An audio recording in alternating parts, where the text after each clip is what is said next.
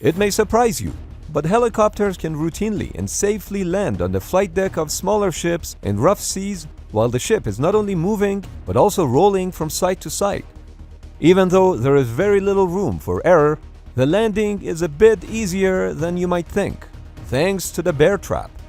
That said, sometimes things can go wrong, and for that reason, there are two standard emergency procedures for helicopters that cannot land on the deck of a ship.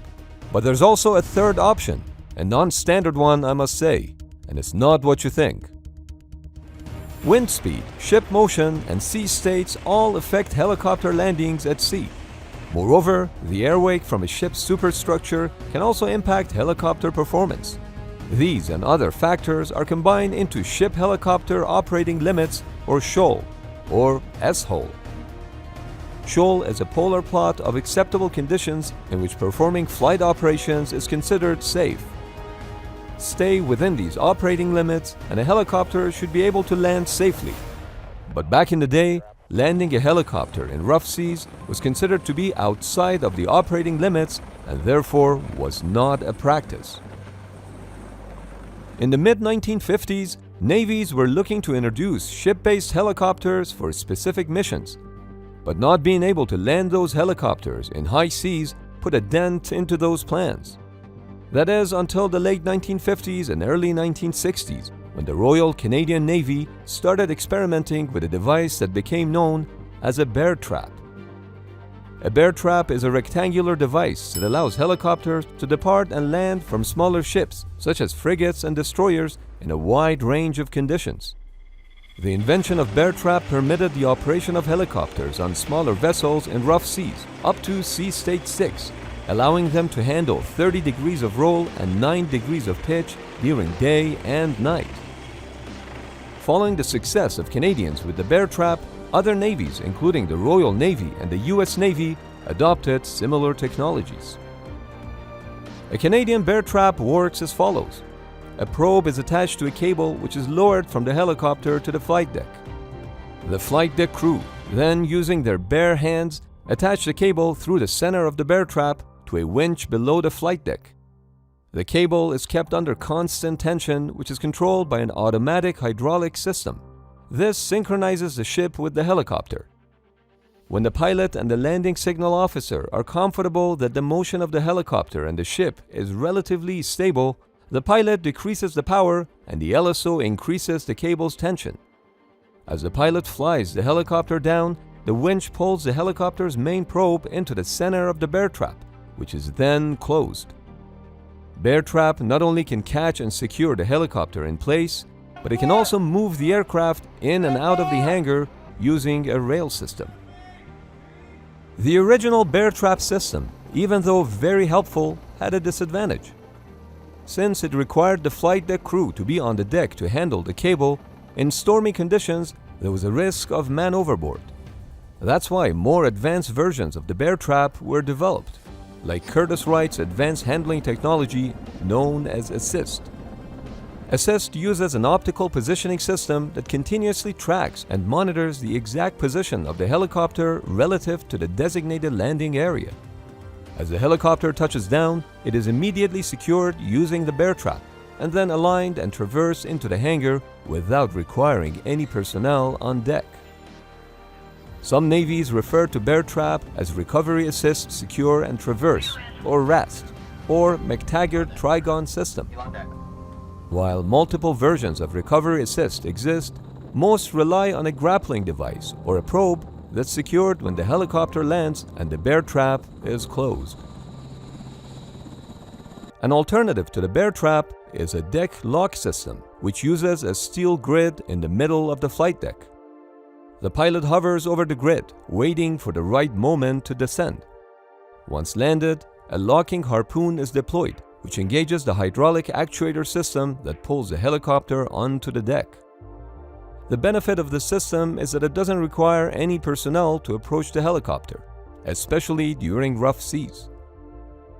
A version of the deck lock system that utilizes a harpoon mechanism was developed in the UK back in the 1970s and was tested on this moving platform. A nice feature of this system is that it can rotate the helicopter 360 degrees which simplifies handling. For smaller surface combatants that rely on helicopters, bear trap and other similar systems have strategic importance. In 2014, the Japanese government expressed concerns about a French company that sold their system to China. A few years later, in 2017, Japan developed the first system that could automatically land a helicopter on a moving ship. This system relies on GPS navigation to get close to the ship. Then, the laser sensors are activated on both vessels, which calculate the relative position of the helicopter to the moving ship with an error range of just a few inches. This allows the helicopter to land safely and automatically. All this said, there are scenarios under which helicopters cannot land on the flight deck, whether it's a helicopter malfunction or an issue on the flight deck. Sadly, there have been attempted landings that have resulted in fatalities. While emergencies cannot always be prevented, emergency drills can increase the odds of survival. The first alternative to landing on the ship is to land somewhere else. Of course, this may not always be possible, but since helicopters can be refueled from the ship while still airborne, the refueling can increase the helicopter's range to its maximum, which in some cases can provide an alternative landing area somewhere else. Helicopter in-flight refueling, or HIFR, begins when the helicopter lowers a bag attached to a cable onto the flight deck. The refueling crew then attach the fuel hose to the cable, which in turn is hoisted back onto the heli and hooked up to the fuel tank. Once fueling is done, the hose is lowered and the helicopter flies away. In case you're wondering why there was a bag attached to the cable, the bag is used to pull up a fuel sample that is visually inspected by the flight crew for fuel contaminants. The weight of the bag also prevents the hoist cable from swinging around as it's being lowered onto the flight deck. When landing on a ship is not possible, the second option is to land on water. This is what happened during a replenishment mission where a CH-46 Sea Knight experienced an engine failure over the deck of USNS Spica. The pilot immediately reacted by releasing the load and clearing the deck. Next, by relying on auto-rotation, the pilot was able to successfully land the helicopter on water. The Sea Knight capsized to the right as the crew escaped the fast-sinking vehicle. Everyone made it out alive, thanks to the emergency egress training that the crew would have previously received. This was also one of the first times that HEATS bottles were used by the helicopter crew in a real-life emergency. Finally, the third emergency option, and this is quite a rare one. But what do you do when multiple helicopters have to land on a ship and there's only room for one? This situation in fact came up when the United States was evacuating its troops from Vietnam.